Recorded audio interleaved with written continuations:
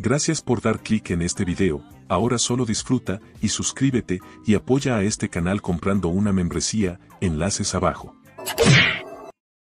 Me convertí en el príncipe heredero del Imperio Mexicano.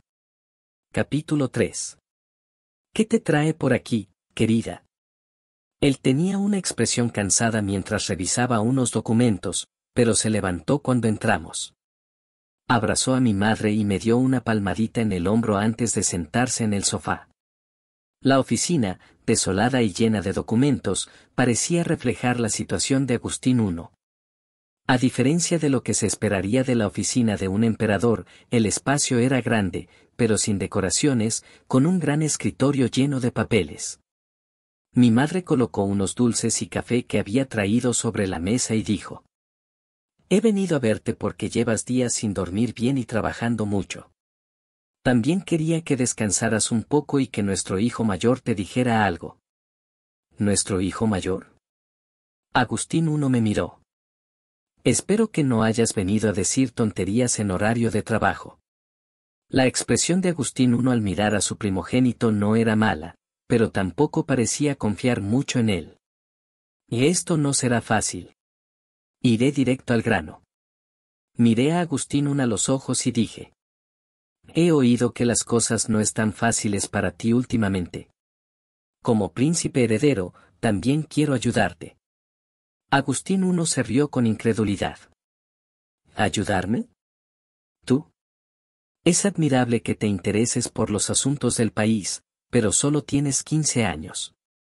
Aún estás en edad de estudiar. He oído que los diputados se oponen a todo y que no se puede avanzar en nada. ¿Es cierto? Parecía un poco sorprendido, pero pronto respondió con calma. Parece que tu madre te dio una pista. No te preocupes por eso, yo me encargaré. Tú ve a estudiar. También he oído que no se pueden pagar los salarios de los funcionarios y los militares. ¿Hay alguna manera de resolver esto? Solo necesito ocuparme de esos diputados. No es algo de lo que debas preocuparte. Ah. No me escuchará a menos que lo enfrente. Hablé con más audacia. Padre, no estará pensando en fabricar pruebas para arrestar a los diputados de la oposición, ¿verdad? Eso provocará la reacción no solo del Parlamento, sino también de los ciudadanos. ¿Qué? ¿Cómo te atreves a hablar así? Agustín I se sorprendió y gritó ante mis palabras. Ya tenía un plan en mente. ¿Cree que arrestar a los diputados de la oposición calmará a los demás diputados? Al contrario, incluso los diputados que lo apoyan comenzarán a oponerse ferozmente. Entonces, ¿planea disolver el Parlamento? Continúa. Perderá el apoyo de los ciudadanos, y las fuerzas regionales que no están bajo el control del gobierno central comenzarán a tener otras ideas. Agustín I no pudo refutar mis palabras. Solo tengo que enviar al ejército para aplastarlos. El ejército central puede abrumar a las fuerzas regionales. Pero no tienen el apoyo de los ciudadanos y llevan meses sin recibir sus salarios.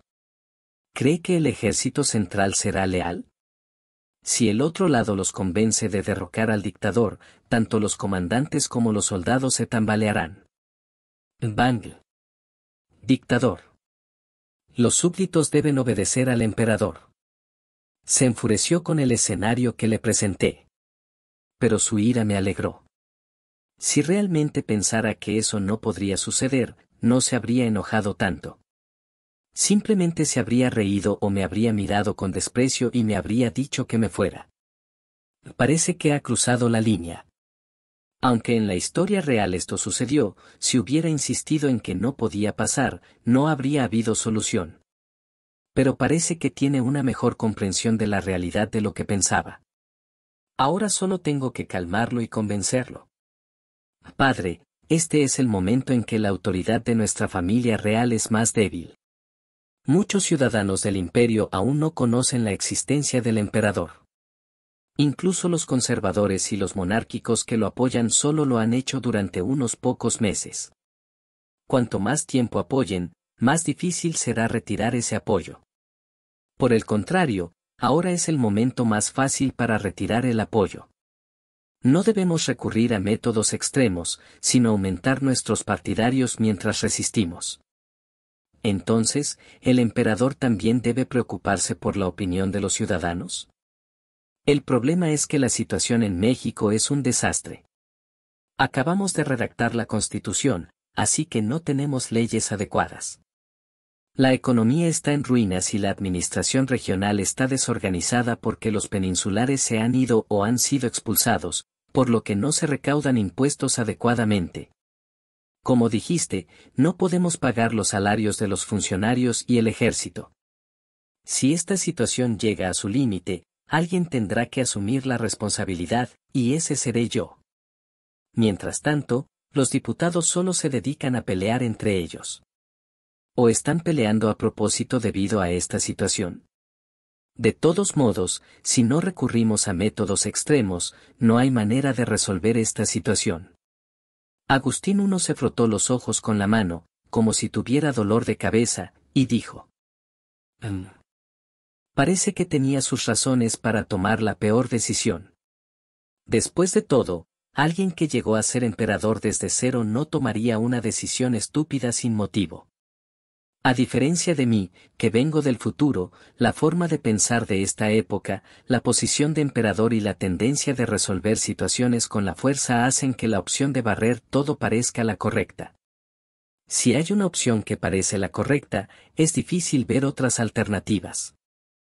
Para cambiar esta forma de pensar, se necesita un consejero leal que hable con franqueza. Pero los subordinados de Agustín I son todos militares que piensan de manera similar. Desde lejos, parecía una decisión estúpida, pero de cerca, podría haber sido una elección inevitable. Lo más urgente es resolver el problema del dinero. Tengo una idea. ¿Tienes una idea? Sí. Como acaba de decir mi padre, los peninsulares se han ido o han sido expulsados. El gobierno puede confiscar las propiedades de los españoles, incluidos los peninsulares. De todos modos, España no puede hacer nada al respecto, ¿verdad? Confiscar las propiedades de los españoles. España está en medio de una guerra civil, así que no tendrá tiempo para intervenir. Es como un tigre sin dientes. Pero el problema no es solo eso, ¿verdad? Como dije antes, los diputados bloquean cualquier cosa que intenté hacer. No hay leyes claras sobre los poderes del emperador y el parlamento, y no quieren crear un mal precedente mientras redactan la Constitución. En cualquier caso, para superar esa excusa, tendré que estar dispuesto a un enfrentamiento armado. Lo único que puedo hacer ahora es mover al ejército bajo el mando de mis leales oficiales. No, mi padre no necesita pedir a los diputados que lo hagan. Mi padre es muy popular entre los ciudadanos. Solo tiene que salir a la plaza y hacer la propuesta públicamente.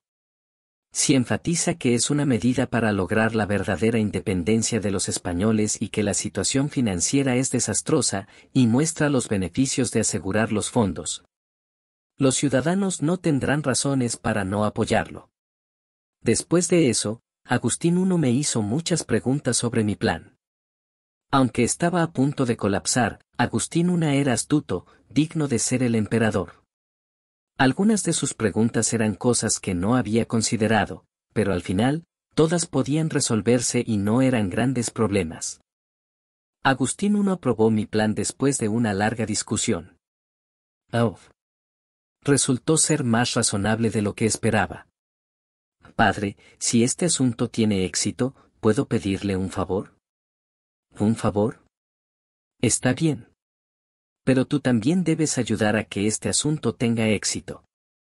Agustín I aceptó de buena gana mi petición de pedirle un favor si el asunto tenía éxito.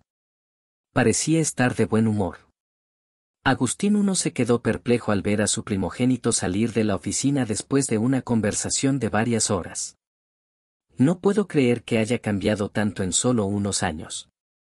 En los últimos años, apenas había tenido tiempo para hablar con su hijo. Estaba demasiado ocupado luchando por la independencia y, después de lograrla, estaba abrumado resolviendo los problemas interminables que surgían.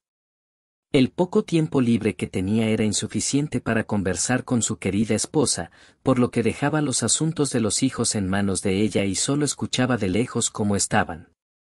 Recuerdo que hace poco mi esposa dijo que parecía estar en la adolescencia. Aunque se alegró de ver a su esposa, que había venido a visitarlo para que descansara un poco, se sintió molesto cuando dijo que su hijo mayor tenía algo que decirle. Pensó que cualquier cosa que un adolescente tuviera que decir no sería importante. Esa suposición estaba completamente equivocada. Cuando se dio cuenta de que el tema era sobre los asuntos del país, al principio se sintió un poco orgulloso, pero a medida que la conversación avanzaba, se dio cuenta de que el nivel de su hijo era mucho más alto de lo que esperaba. Y me sorprendió cuando predijo que estaba preparando el arresto de los diputados de la oposición, pero eso no fue todo. Su hijo, Jerónimo, habló sobre las consecuencias que traería el arresto de los diputados de la oposición, y sus palabras tenían una considerable credibilidad. Había considerado esa posibilidad, pero no veía otra manera, así que estaba decidido a proceder con el arresto de los diputados de la oposición. Sin embargo, mi hijo tenía un plan. Confiscar las propiedades de España. ¿Por qué no se me ocurrió antes? La propuesta de mi hijo parecía un riesgo peligroso a primera vista, pero al examinarla detenidamente, era un plan con bajo riesgo y alto retorno. El plan que había preparado y la lógica que lo respaldaba eran tan sofisticados que, si los diputados se oponían, podrían ser vistos como oposición por el simple hecho de oponerse. La realidad de nuestro gobierno es desastrosa, pero los ciudadanos aún tienen esperanzas. En el momento en que yo cumpla esas esperanzas, la situación estará a mi favor. Agustín I pensó que, con la excepción de una minoría, todos los ciudadanos apoyarían esta propuesta. El argumento y los beneficios son importantes, pero más importante aún es el sentimiento. La idea de despojar a aquellos que nos han explotado durante tanto tiempo es extrema, pero también satisfactoria. Si los ciudadanos apoyan esto, los diputados que se opongan perderán su legitimidad. El elemento sorpresa siempre es efectivo. Si se toma una decisión, debe ejecutarse rápidamente. Los diputados no esperarán que haga un discurso público de repente. Agustín I convocó al coronel Fernando. Me llamó, Su Majestad. Tengo una tarea importante para ti. A partir de ahora, quiero que investigues exhaustivamente todos los bienes de la familia real española y de todos los peninsulares. ¿Incluyendo a los peninsulares que viven en México? Excluyendo a los que se han establecido en México. Solo investiga a aquellos que han regresado a la península, han sido expulsados o están programados para ser expulsados. Puedes considerar que todos los que se oponen a la independencia de México están programados para ser expulsados. Sí, entendido. Y mañana a las 7 de la tarde daré un discurso público en la Plaza de la Constitución. Prepáralo todo. A partir de las 5 de la tarde, despliega a los soldados para que la mayor cantidad posible de ciudadanos pueda asistir. Asegúrate de que la información no se filtre. Sí, señor. El coronel Fernando respondió sin dudar a las órdenes de Agustín I y se retiró. Entonces, veamos cómo queda. Agustín I sintió una buena premonición por primera vez en mucho tiempo. Utilizando su experiencia militar, comenzó a redactar el discurso con entusiasmo. Capítulo 4. El movimiento de Agustín I fue mucho más rápido de lo que esperaba. No pensé que haría un discurso al día siguiente. Los soldados comenzaron a anunciar el discurso en las calles de la Ciudad de México desde las 5 de la tarde. Yo también salí a la calle con mi guardia para evaluar el estado de ánimo del pueblo. A las 7 de la tarde, habrá un discurso del emperador en la Plaza de la Constitución. Los ciudadanos mostraron curiosidad ante la noticia del discurso. ¿Un discurso? ¿Qué pasará? Vamos a ver. No podemos perdernos el discurso del emperador. Sí.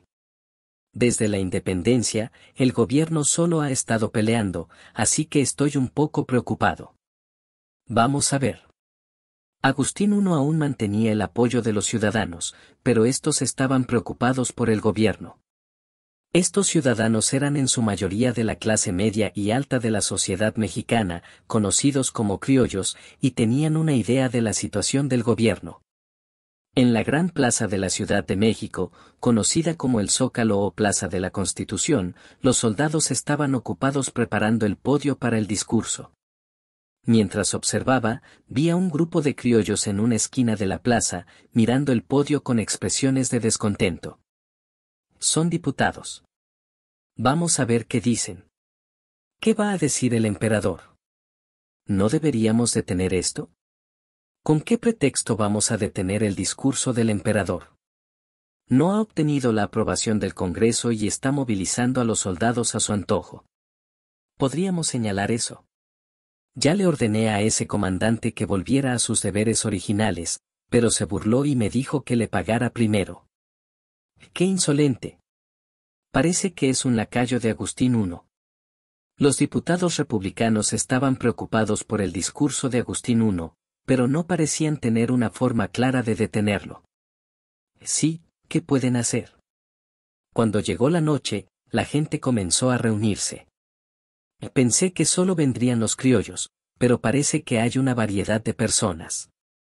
En ese momento, en México y en toda América Latina, existía un sistema de castas implícito. En la cima estaban los nobles de la península ibérica, conocidos como peninsulares. El segundo nivel eran los descendientes de los peninsulares, pero nacidos en las colonias, conocidos como criollos. El tercer nivel era el de los mestizos, descendientes de blancos y nativos americanos. El cuarto nivel era el de los mulatos, descendientes de blancos y negros. El quinto nivel era el de los nativos americanos. El sexto nivel era el de los esclavos negros africanos. Y finalmente, el último nivel era el de los ambos, descendientes de nativos americanos y esclavos negros. Este sistema de castas dificultaba la integración social y provocaba conflictos, convirtiéndose en un problema oculto en México. Es un problema que debe resolverse con el tiempo. La piel de los ciudadanos reunidos en la plaza era diversa. Aunque la mayoría eran criollos, también había bastantes mestizos y mulatos. También había algunos que parecían nativos americanos.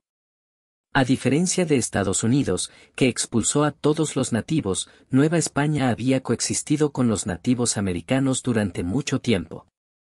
Más que coexistencia, la palabra explotación sería más adecuada, pero al menos no los exterminaron. Los poderosos de Nueva España reconocieron a algunos de los nativos americanos como una clase privilegiada para controlarlos de manera efectiva. Deben ser la nobleza entre los nativos americanos. Me moví hacia el podio y me paré junto a mi madre, que había llegado con mi padre. Agustín I me dio unas palmaditas en el hombro y subió al podio. Llevaba un uniforme militar impecable en lugar de ropa lujosa y una corona, lo que le daba más la apariencia de un comandante competente que de un emperador autoritario. Parecía que había considerado las preferencias de los ciudadanos más que las suyas propias. No está mal. La Plaza de la Constitución, conocida como la segunda plaza más grande del mundo hasta la actualidad, estaba llena de una multitud enorme. Cuando el sol comenzó a ponerse, el discurso comenzó. Queridos ciudadanos de México. Yo, el emperador Agustín de Iturbide, me presento ante ustedes con grandes cambios y esperanzas. Nuestra patria, México, se ha liberado del yugo español gracias a la sangre, el sudor, la fe y el coraje de todos ustedes. Hemos obtenido una valiosa victoria tras una larga lucha. Agustín hizo una pausa antes de continuar su discurso. Los ciudadanos asintieron con la cabeza. Sin embargo, nuestra independencia aún no es completa. Después de siglos de explotación y años de guerra de independencia, nuestra economía está en una situación difícil. A medida que nuestra independencia se hace más visible, los peninsulares que monopolizaban los altos cargos han huido con la riqueza que acumularon en esta tierra. El discurso, que comenzó con felicitaciones por la independencia, se convirtió en una discusión sobre las dificultades actuales, lo que dejó a los ciudadanos confundidos y esperando las siguientes palabras. Está culpando de la situación actual a España y a los peninsulares, construyendo su argumento. El discurso de Agustín I continuó. Para enfrentar estos desafíos, tengo una propuesta para ustedes. Propongo que utilicemos las propiedades de los peninsulares que quedan en México para beneficio de nuestro país. Durante siglos, nos han cobrado enormes impuestos y se han apoderado de nuestras granjas y tierras, explotándonos. Pero ahora somos independientes y no tenemos por qué soportar más su explotación. La propuesta era confiscar las propiedades de los peninsulares para beneficio de México. Parece una buena idea. Esos pocos tienen enormes tierras y propiedades en México. Parece bueno, pero ¿no se llevarán también las propiedades de mi abuelo? La mayoría de los ciudadanos, que despreciaban a los peninsulares, reaccionaron positivamente, pero algunos expresaron preocupación. Previendo estas preocupaciones, Agustín I continuó su discurso. Por supuesto, esta propuesta no afectará a los mexicanos de origen español que se han establecido y viven en México. Solo se aplicará a aquellos que se oponen a la independencia de México. Esta es una medida para lograr la verdadera independencia de España, y las propiedades de nuestros ciudadanos y de los ciudadanos de otros países, excluyendo España, serán protegidas. Actualmente, España está sumida en el caos de la guerra civil y no podrá intervenir en nuestras decisiones. Aprovecharé esta oportunidad para establecer las bases para una verdadera independencia. Los criollos que temían que se confiscaran las propiedades de sus padres, abuelos o antepasados, así como los intelectuales que se preocupaban por las reacciones de otros países, se sintieron aliviados. A través de esta medida, lograremos la verdadera independencia y construiremos un país más fuerte y avanzado. Por la verdadera independencia. Los agitadores colocados en varios lugares comenzaron a vitorear. ¡Viva! ¡Viva! Por la verdadera independencia. ¡Viva la independencia! ¡Viva el emperador Agustín I! Los vitoreos de los agitadores se extendieron rápidamente a las decenas de miles de personas reunidas en la plaza. ¡Viva la independencia! ¡Viva el emperador Agustín I! ¡Viva la independencia! ¡Viva el emperador Agustín I! Por la verdadera independencia. Me acerqué a Agustín I, que había terminado su discurso, y le dije: Su Majestad, debemos presionar al Congreso de inmediato. ¿Ahora mismo? No necesitamos apresurarnos, los diputados no tendrán más remedio que aceptar mi propuesta. Ahora que hemos anunciado la confiscación de propiedades, algunos intentarán sacarlas primero. Ya lo he previsto y he ordenado que se preparen listas de propiedades.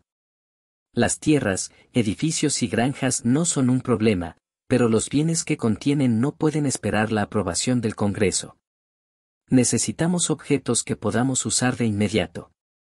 Los ingresos generados por sus tierras, edificios y granjas proporcionarán al gobierno una enorme cantidad de fondos a largo plazo, pero eso requerirá al menos unos meses. El gobierno necesita dinero que pueda usar de inmediato. Aunque los peninsulares se han ido o han sido expulsados, es probable que hayan llevado consigo sus posesiones más valiosas. Sin embargo, dado su nivel de riqueza, no habrán podido llevarse todo. Desde granos hasta innumerables objetos, muchas cosas aún estarán en sus edificios y almacenes. Debemos recuperar primero los alimentos, armas, obras de arte, carruajes y carretas. La prioridad más alta es las granjas en la región de Puebla. Puebla es una de las mejores tierras de México, conocida por su agricultura próspera.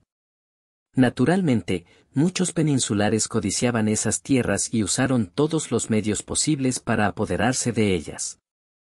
Pero en el momento en que se difunda este discurso, los agentes que gestionaban las granjas, los líderes locales, los comandantes militares locales, los saqueadores e incluso los trabajadores comenzarán a codiciar esos bienes. Después de todo, si el gobierno va a recuperar bienes sin dueño, ¿quién los detendrá si los roban? En la historia real, las enormes propiedades de los peninsulares que dejaron México no fueron confiscadas sistemáticamente por el gobierno. Las autoridades locales, los líderes militares, las comunidades locales o los individuos se apoderaron de las tierras y las propiedades de manera informal, y la mayoría de estas propiedades fueron tomadas por intereses personales. Eso no puede ser. Esas propiedades deben ser utilizadas para México. Después de escuchar mis palabras, Agustini reflexionó por un momento y luego volvió al podio. Como emperador, exijo una respuesta inmediata del Congreso a esta propuesta que refleja la voluntad del pueblo. Esto es para lograr la verdadera independencia. No hay razón para perder el tiempo en disputas innecesarias. Todos los diputados deben presentarse en el Congreso de inmediato. ¡Viva! ¡Viva! Agustín I comenzó a caminar desde la Plaza de la Constitución hacia el edificio del Congreso, y los diputados que estaban en una esquina con expresiones de descontento también comenzaron a moverse apresuradamente. La mayoría de los ciudadanos se dispersaron de la plaza, pero algunos siguieron al emperador y a los diputados hacia el edificio del Congreso, gritando: ¡Viva la independencia! ¡Viva el emperador Agustín I! El edificio del Congreso estaba lleno de confusión.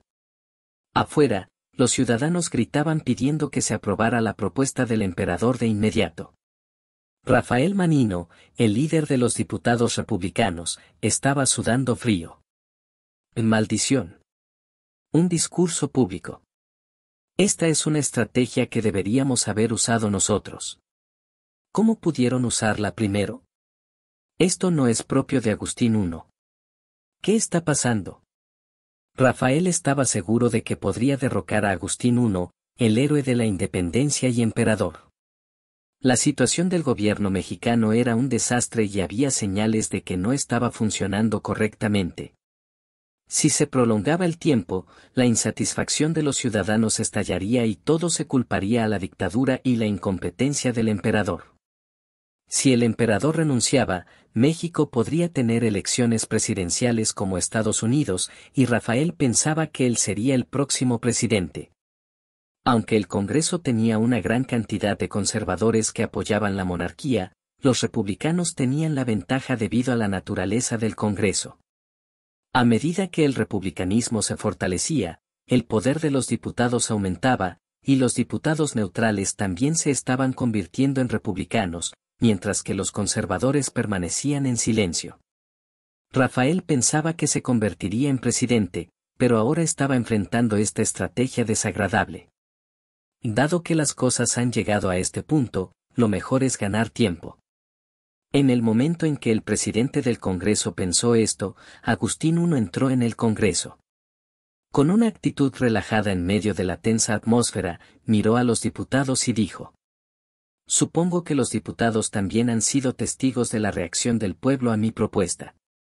En el momento en que se confirme el apoyo del pueblo, puedo mover mi ejército. Pero he venido aquí para respetar al Congreso, así que aprueben mi propuesta de inmediato. Rafael, el presidente del Congreso, respondió de inmediato: Su Majestad. Actualmente, México no tiene leyes ni constitución. En esta situación, ¿cómo podemos emprender una empresa nacional tan grande? Es imposible. Además, ahora mismo no hay una definición clara de las autoridades del Congreso y del emperador. Mover el ejército también requiere el consentimiento del Congreso. Exactamente.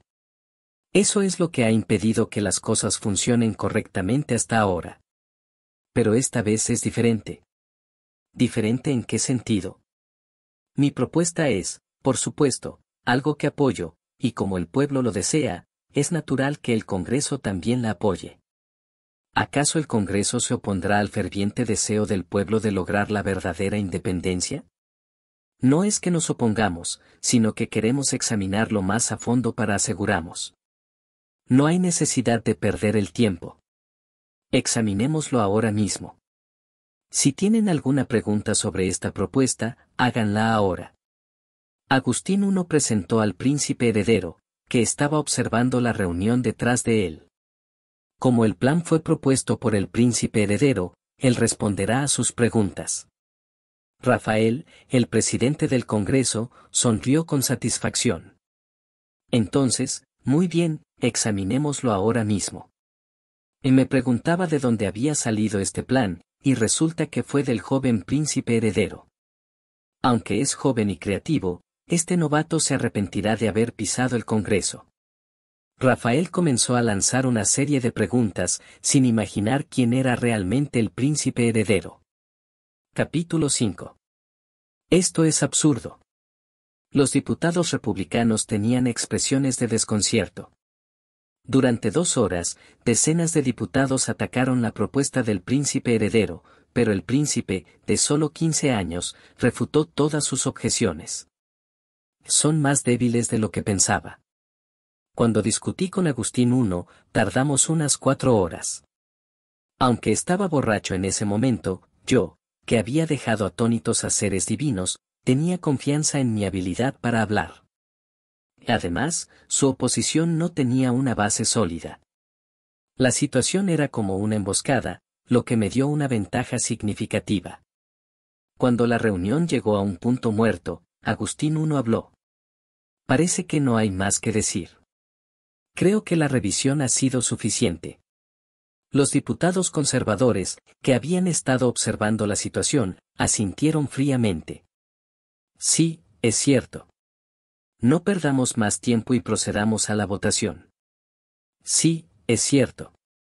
Ya basta de interferencias sin fundamento. HMPH. Hasta ahora han estado callados, y ahora actúan como si fueran leales. Agustín I no estaba contento con los diputados conservadores, pero aceptó su apoyo y presionó fuertemente a Rafael, el presidente del Congreso. Rafael Manino, presidente del Congreso. Proceda con la votación de inmediato. Si continúa buscando defectos innecesarios e ignorando los deseos del pueblo, no tendré más remedio que sospechar de sus intenciones. Un diputado que obstruye deliberadamente la política por sus propios intereses políticos. Agustín I miró intensamente a Rafael, y Rafael respondió con voz temblorosa: procederemos a la votación. La votación fue aprobada. En una situación en la que el emperador y los ciudadanos los tenían acorralados, los diputados republicanos no tenían otra opción. Tan pronto como se aprobó la votación, Agustín I y yo salimos del Congreso y revisamos la lista de propiedades que nuestros subordinados habían investigado. ¿Dices que en total es el 20% de todas las tierras de México? ¿Es esto cierto? El coronel Fernando respondió. Sí, Su Majestad. Estos números excluyen las tierras no desarrolladas y los terrenos baldíos del norte. De hecho, estos números ya han disminuido significativamente.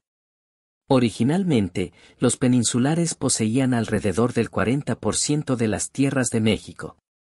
Pero con el inicio de la Guerra de Independencia, vendieron muchas de sus propiedades debido a la incertidumbre sobre lo que sucedería después de la independencia, reduciendo su posesión al 20%. Ya veo. Yo también compré algunas granjas a bajo precio. Esperaba que fuera mucho, pero esto es impresionante. Los peninsulares, que representan solo el 1 a 2% de la población, poseían el 40% de las tierras de México. También hay muchas granjas en la región de Puebla.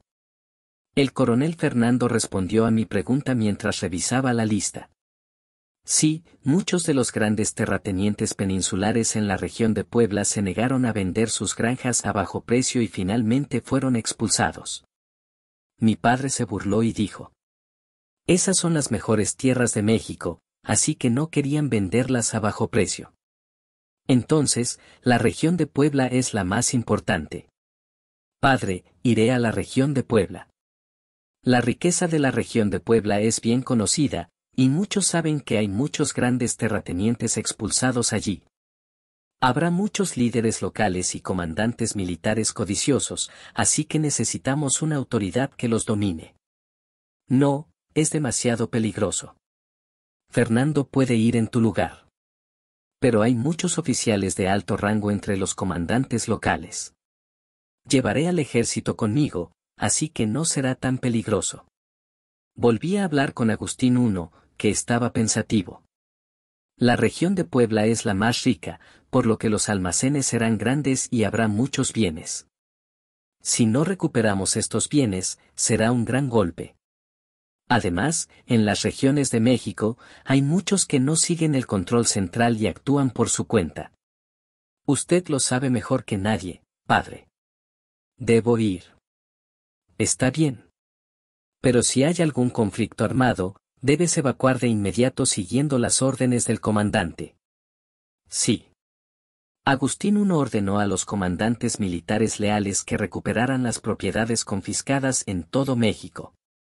Asterisco asterisco asterisco. Esto es agotador. En el mapa, la región de Puebla parece cercana, pero en realidad está a más de 100 kilómetros de distancia. Es una operación urgente, así que después de dormir un poco, partimos a las 6 de la mañana. Vestir ropa incómoda y montar a caballo para mostrar autoridad lo hace aún más difícil. El primer lugar al que iremos es la granja de un hombre llamado Don Sebastián. Este hombre, que ocupa el primer lugar en la lista de propiedades, poseía una granja de 50.000 hectáreas, aproximadamente 123.000 acres, en Puebla. Su granja producía principalmente trigo, maíz y caña de azúcar, y también tenía viñedos que producían vinos de excelente calidad, aunque en pequeña escala. Además, su propiedad incluía una mina de plata. 50.000 hectáreas.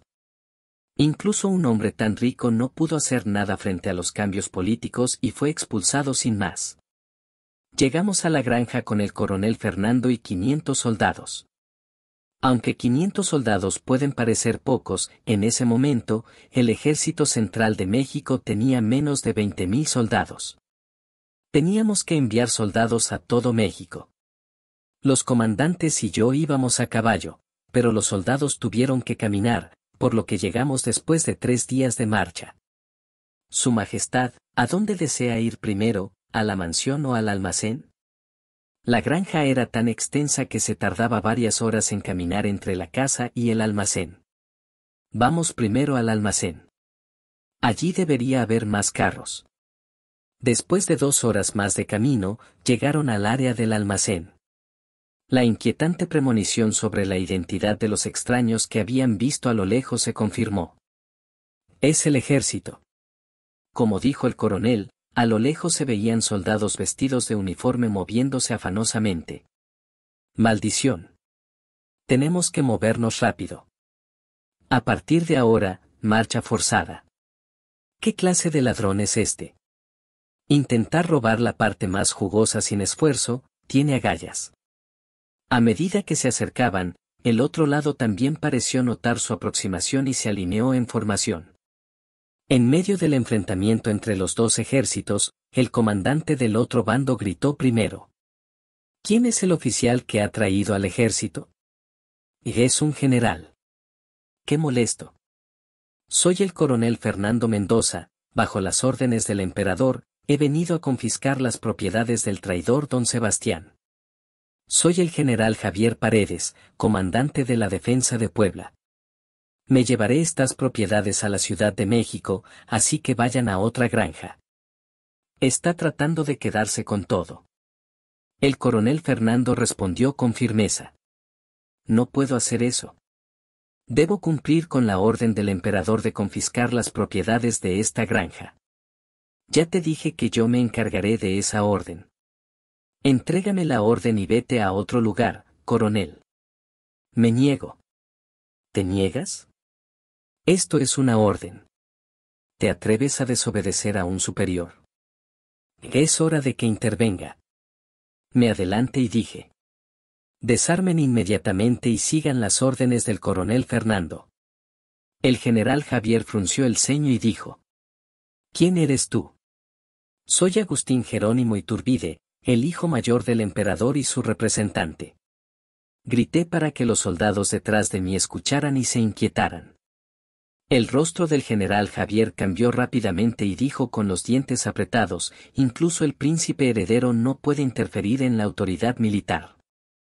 Esto no es una cuestión de autoridad, general. Has traído al ejército aquí sin una orden oficial y has intentado robar las propiedades de esta granja. Esto es un crimen. Desarmen inmediatamente. Insolente mocoso. El general Javier me miró fijamente después de decir eso.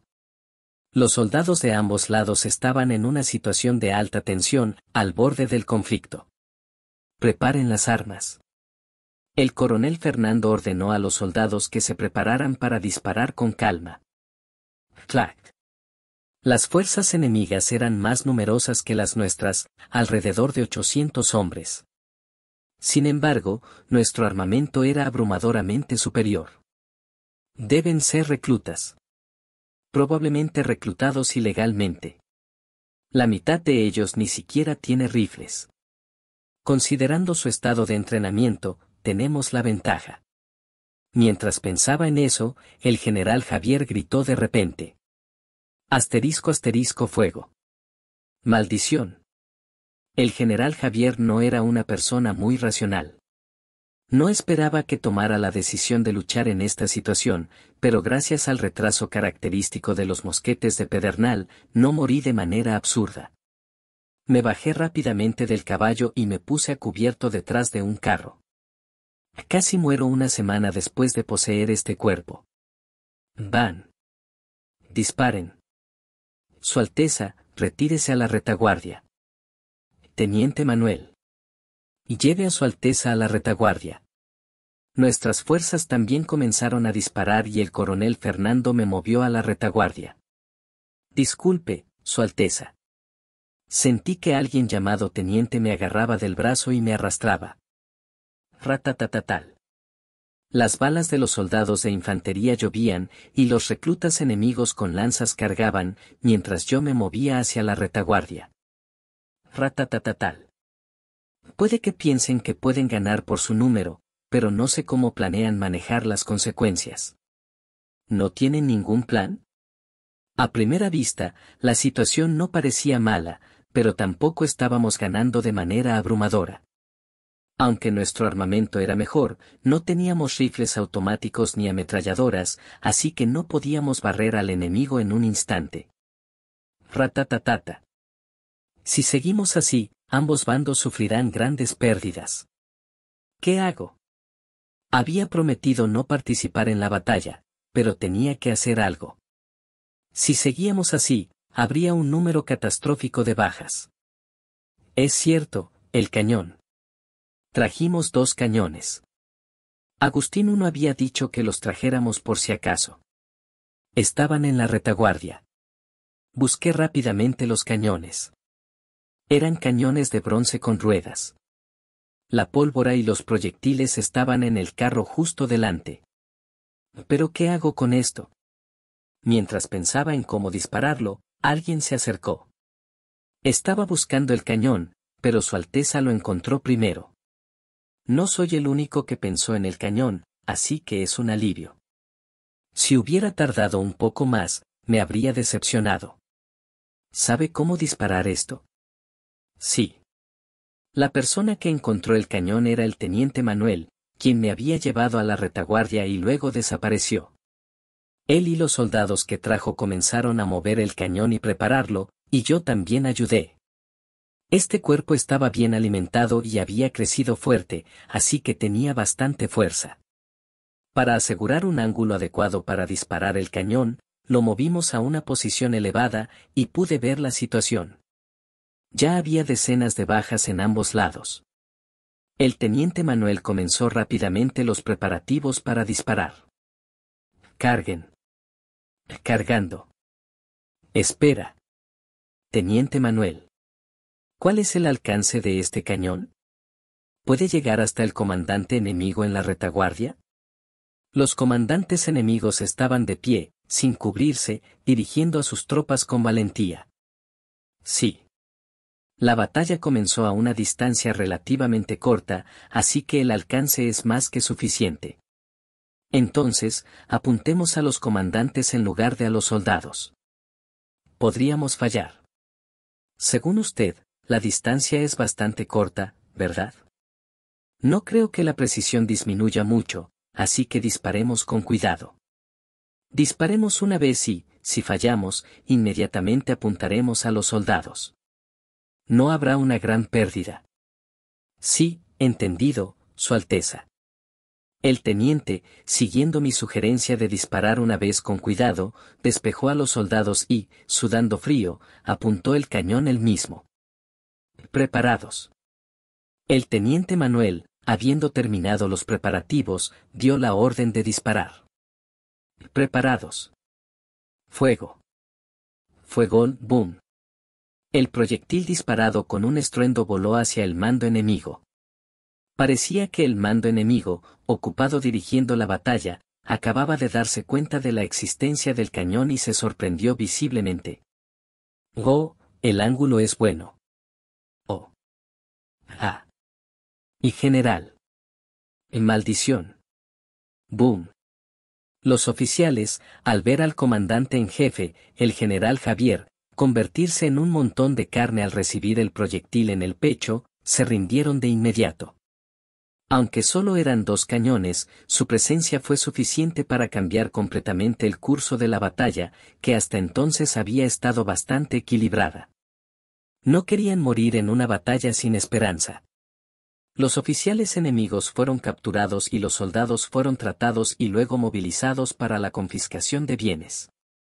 Nuestros soldados sufrieron 30 muertos y 70 heridos, mientras que el enemigo tuvo 90 muertos y 140 heridos. Planeaba dar parte de los bienes confiscados a las familias de los fallecidos, después de consultarlo con mi padre. Por cierto, aunque tenemos más de 1000 hombres, no es suficiente. Subestimé la producción de esta área. También faltaban carros y caballos. Aunque los soldados estaban fabricando carros en el acto, faltaban caballos, así que los soldados tendrían que tirar de los carros. La velocidad de movimiento será extremadamente lenta.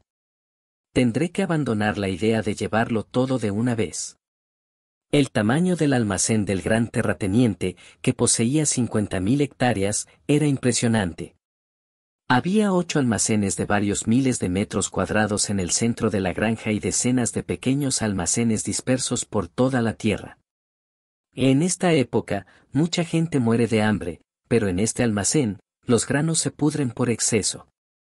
Parecía una clara demostración de la oscura realidad de México, donde unos pocos grandes terratenientes y la iglesia monopolizaban casi todas las tierras. En este momento, México no es muy diferente de un estado medieval. Dejen las herramientas agrícolas y las semillas. Las granjas serán administradas por el gobierno. Sí. El almacén de don Sebastián estaba lleno principalmente de granos, y había una gran cantidad de plata extraída de las minas y vino. Solo esto ya era un gran éxito, pero lo más impresionante fue la mansión. Parece que lo expulsaron apresuradamente. Sí, eso parece. En la mansión no se veían joyas ni oro, pero había una cantidad interminable de artículos de plata, monedas, escrituras de propiedad, diversos contratos, muebles lujosos, libros, vino, armas, obras de arte, carruajes y carros. Le dije al coronel Fernando por si acaso. Por favor, controle bien a los soldados. Les daré una recompensa, pero dígales que no toquen nada. No se preocupe, Su Alteza. Cuando regresemos a la capital, les quitaré los uniformes y los revisaré a fondo para que no puedan llevarse nada. Los oficiales son un poco preocupantes, pero yo mismo los controlaré rigurosamente. Entendido. Pasemos 3 días más organizando y luego vayamos a la Ciudad de México para traer más personal. A diferencia del general Javier, que se lanzó sin pensar y fue aplastado, ahora entiendo por qué Agustín I lo valora tanto.